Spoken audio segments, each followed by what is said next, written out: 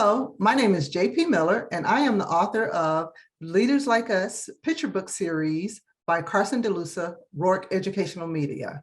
Today, we will have a discussion and a read aloud of the biography Jackie Ormes. Well, actually, what inspired me to write the book? I like to write about little known or lesser known people or events in African American history. And so normally when I talk to the editors, we go back and forth about, who we're going to write about in the series and, and go from there. So Jackie Ormes is actually someone that was presented to me by the editor. I didn't really know about Jackie Ormes before they gave me her name. And so it was really fun and interesting to research her. I like to use as many YouTube videos where I can hear actual interviews and things of that nature as I can. That's one way that I could get information. Then I also use newspaper.com. For me, that goes to the very time that that person was living, and I look to see if there's interviews and articles about them at that time so that I could really pull from that. So again, this was Jackie Ormes was brought to me by the editor, and I'm really glad that they did. Yeah, Jackie Ormes was a fashionista. She was one of those ladies that really, as the kids say nowadays, she dressed to the nines. And so she did fashion. She was an artist. She did sculptures.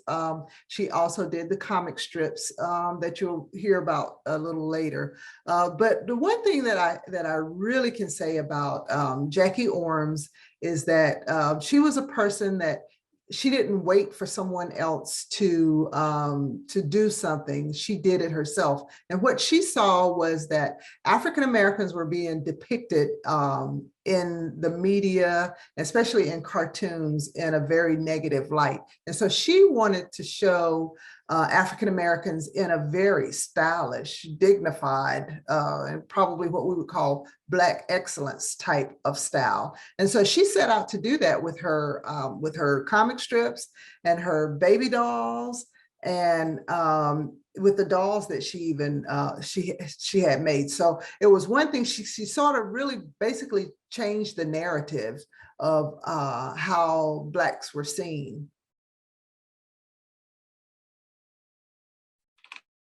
Well, I think in some of the things that I learned really about Jackie Ormes and basically looking at that time period, this was like the 1930s and the 1940s.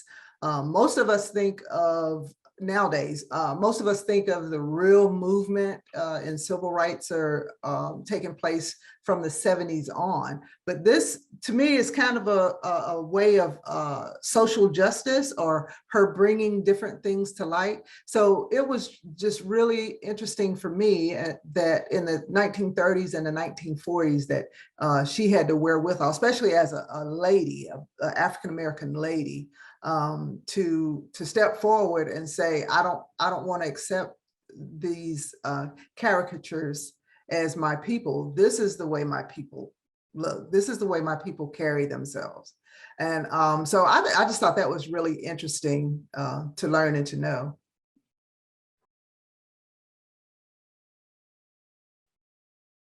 I think actually my surprise was probably more personal because I can remember as a little girl playing with those paper dolls, and maybe some of the viewers will also remember those paper dolls that with the really nice outfits.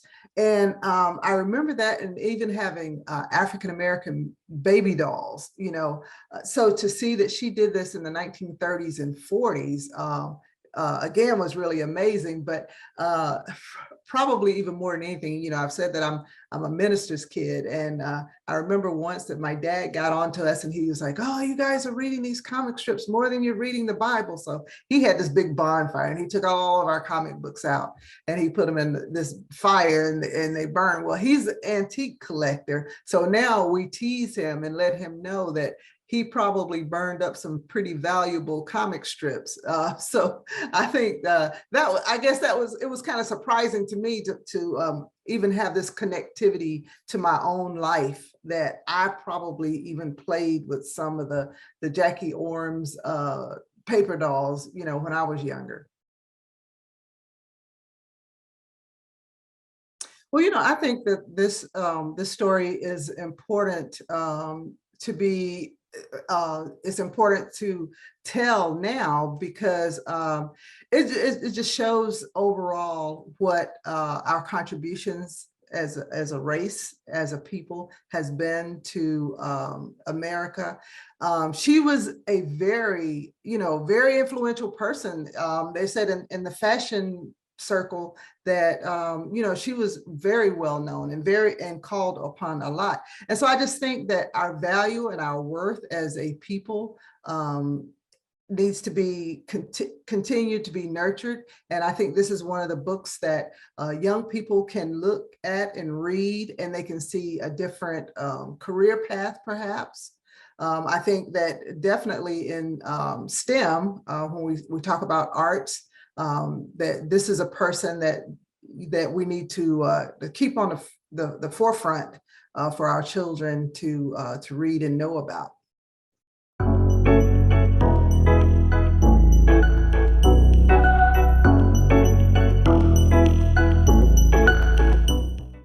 And now I would like to read for you the biography of Jackie Ormes. The new girl in town.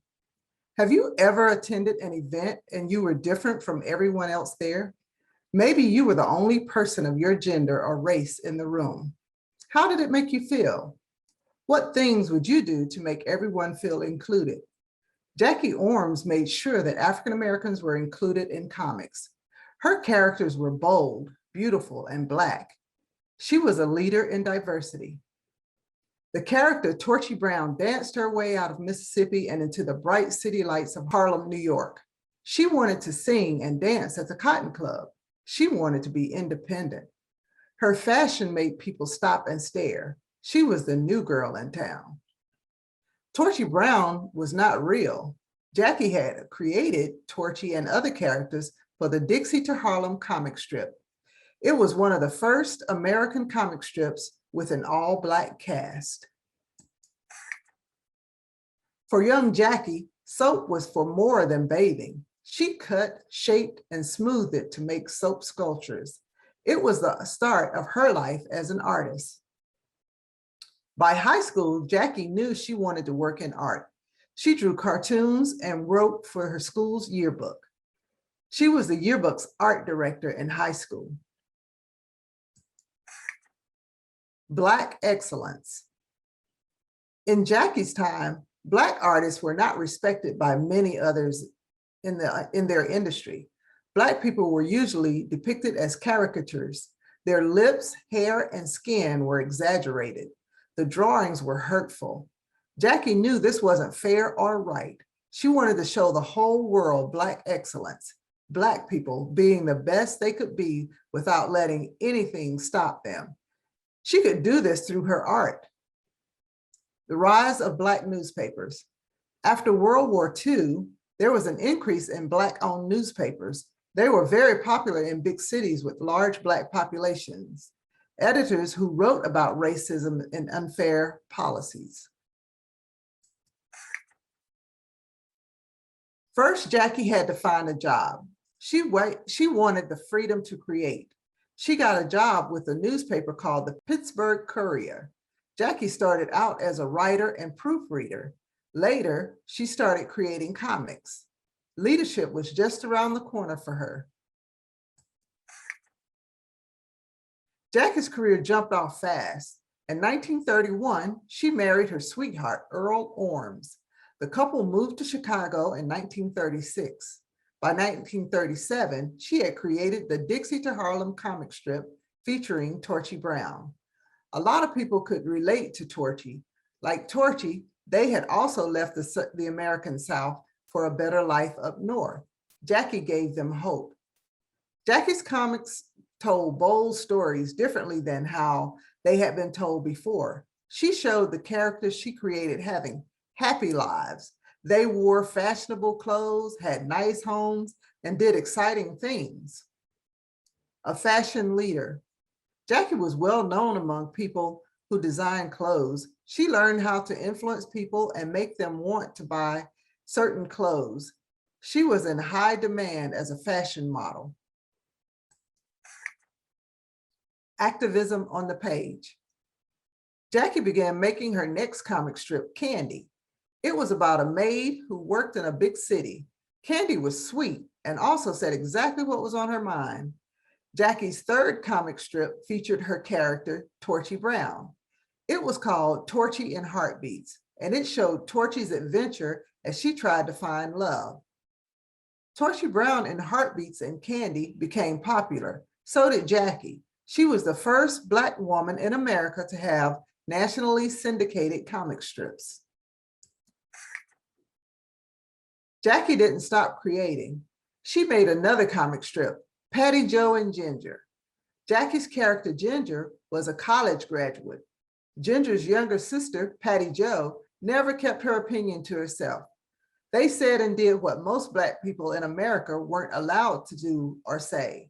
Patty Jo and Ginger was Jackie's longest running comic strip. Little Black girls loved Patty Jo. The character was beautiful, smart, and looked like them. Jackie worked with the toy maker to create a Patty Jo doll. The doll had beautiful clothes, brown skin, and silky hair. Patty Jo was America's first Black character doll. Jackie wanted every young Black girl to be able to have a beautiful doll, so she designed some made of paper. These paper dolls looked like Torchy Brown. They had gorgeous gowns, dresses, shoes, and hats. They were bestsellers. By 1956, Jackie had developed arthritis in her hands and she retired. Jackie had been a role model for Black people for 20 years. The characters in her comics were inspiration for many people. She died in 1985. People didn't forget who Jackie was. In 2014, she was included into the National Association of Black Journalism's Hall of Fame. In 2018, she was inducted into the Will Eisner Comic Industry Hall of Fame. And her quote is, Jackie's philosophy of life was that you don't wait for someone to encourage you to do things. If you want to do it, then do it. That was actually a quote that her sister made in describing her sister, Jackie. The book also has a timeline of Jackie's life. There's a glossary for all the words, text-dependent questions, and an extension activity. Thank you so much for your time, and I hope you enjoy hearing and reading about Jackie Ormes.